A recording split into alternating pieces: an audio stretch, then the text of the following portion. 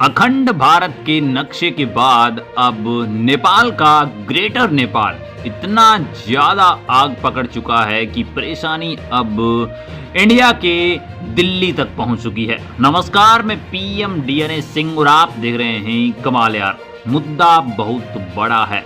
हर एक media reporters जो नेपाल से हैं वो हर एक यही आवाज उठा रहे हैं कि अब हमें वो 3 जगह नहीं चाहिए जिसके ऊपर पहले विवाद हुआ करता था। अब हमें पूरा ग्रेटर नेपाल चाहिए। अब सवाल इसके अंदर उठते हैं कि क्या ग्रेटर नेपाल एग्जिस्ट करता था, इसके बारे में बताएंगे। और अगर करता था लेकिन अब नहीं है और अब यहाँ पे नेपाल के लोग उसके ऊपर आवाज उठा रहे हैं, तो इसके अंदर कहां तक सच्चाई है? क्या कोई ऐसी टेरिटरी है जो कि अभी खारिज हो चुकी है? ये बहुत बड़े सवाल है और यही हम यहाँ पे इस वीडियो में जानने वाले हैं। तो वीडियो के अंत तक बने रहिए और अगर आप चैनल पे नए हों तो चैनल को सब्सक्राइब करके बेल आइकन दबा लीजिए ताकि आपको फुल अपडेट भी सबसे पहले मिल सके। चलिए वीडियो को शुरू करते हैं। एक्चुअल में पहले जो मुद्दा था वो था काला पानी, लेपियाधुरा और लीपू लेक, 3 जमीनों के लिए, जो कि कभी यहाँ पे एक समझौता कह सकते हैं हम, जिसे ऐसे कह सकते हैं कि वो नेपाल से लिया गया एरिया नहीं था, सिर्फ और सिर्फ बिजनेस पर्पस से यूज करने के लिए जो नेहरू जी हैं उन्होंने एग्रीमेंट साइन करवाया था। इसका मतलब ये हुआ कि वो तीनों जगह कहीं ना कहीं नेपाल की थी, यानी कि वो तो ब्रिटिश ईस्ट इंडिया कंपनी ने जो टेरिटरी ली थी उसके अंदर भी नहीं आती। तो यहाँ पे सवाल बहुत बड़ा था लेकिन उसका कोई सॉल्यूशन नहीं निकला। उसके बाद अब यहाँ पे जो चीजें बनी उसका रीजन था न्यू पार्लियामेंट ऑफ इंडिया, जिसके अंदर लगाया गया अखंड भारत का नक्शा और उसके बाद बैलेंस शाह ने अपने ऑफिस के अंदर लगा दिया ग्रेटर नेपाल का नक्शा। उसके बाद चीजें बदलने लगी, धीरे धीरे सवाल बड़े होने लगे, धीरे धीरे मीडियाज वालों ने इतना ज्यादा इस चीज को हाईलाइट किया कि छोटे छोटे बच्चे हैं उन तक ये आवाज पहुंची और उनको भी पता चला कि कोई ग्रेटर नेपाल है और एग्जिस्ट भी करता है। अब चलिए थोड़ा सा हिस्ट्री के अंदर जान लेते हैं।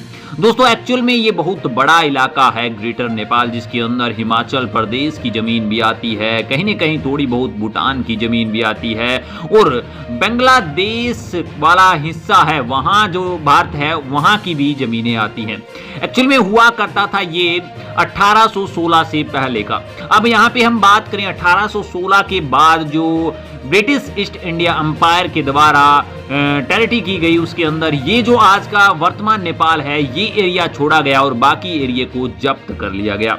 वो टेरिटरी जब तक है जब तक यहाँ पे ईस्ट इंडिया अंपायर रूल करेगा इंडिया के ऊपर। अब यहाँ पे अगर बात करें इंडिया की इंडिपेंडेंट डे की, तो वो था 15 अगस्त 1947 को, यानी कि उस समय के बाद ब्रिटिश ईस्ट इंडिया कंपनी वापस लौट जाती है। और उसके बाद यहाँ पे कहीं ना कहीं देखा जाए तो ये जो जमीन या फिर ये जो एरियाज हैं वो टेरिटरी के अकॉर्डिंग खारिज हो गए हैं, लेकिन ऐसा रूल नहीं आया, या फिर ऐसे कहें कि भारत ने इसके ऊपर कोई भी कदम नहीं उठाया और ये एरियाज लगभग कह सकते हैं 75 साल आजाद होने के बावजूद भी भारत के अंदर आते हैं। और यही यहाँ पे एलिगेट करते हैं जो नेपाल के लोग हैं, वो जो नेपाल के मीडिया चैनल हैं, वो इसके साथ साथ जो भी वीडियो कॉन्फ्रेंसिंग होती है उसके जरिए।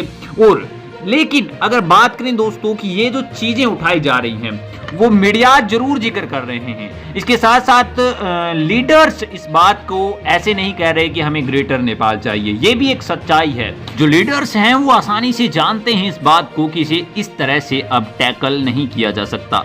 इसका एकमात्र सॉल्यूशन है और वो है वार। इसीलिए यहाँ पे जब खुद बैलेंस शाह को पूछा गया कि आपने ग्रेटर नेपाल का नक्शा अपने ऑफिस में क्यों लगाया, तो उन्होंने एक सटीक जवाब ये भी दिया था कि ये हमारा सांस्कृतिक महत्व का नक्शा है। जिस प्रकार से अखंड भारत एक सांस्कृतिक महत्व रखता है, ये भी हमारे लिए सांस्कृतिक महत्व रखता है, इसका और कोई मतलब नहीं है। तो आप सोच सकते हैं कि इसकी कल्पना करना कहीं ना कहीं खतरे से खाली नहीं है। दूसरी ओर अगर देखा जाए तो ये संशय जो कि बने हुए हैं वो नेपाल सरकार को भी काफी ज्यादा यहाँ पे बैक भेज रहे हैं और इसके साथ साथ चिंताएं बढ़ा रहे हैं भारत की चिंताएं इसलिए क्योंकि पड़ोसी देश के अंदर इस तरह की विवाद बिल्कुल भी अच्छे नहीं होते। कह सकते हैं कि पहले चाइना के अंदर तो हो ही रहे हैं और अब अगर नेपाल के अंदर ऐसी कंडीशन बनती है तो वो सबसे बड़ा यहाँ पे हम कह सकते हैं लॉस होगा। इसीलिए दिल्ली सरकार अब बहुत ज्यादा एग्रेसिव है इस चीज को लेकर और उनका मानना है कि किसी भी तरीके से इस चीज को निपटाया जाए, ये गलत है और इस तरह की सिचुएशन ना क्रिएट हो कि जिससे हमारे रिश्ते में किसी भी प्रकार की आंच आए। दोस्तों क्या आप भी यही समझते हैं? अपने विचार कमेंट सेक्शन में जरूर लिखिए। चलिए आज के लिए इतना रखते हैं, आगे कोई नया अपडेट मिलता है फिर आपके सामने हाजिर हूं। तो वीडियो को लाइक कीजिए, शेयर कीजिए।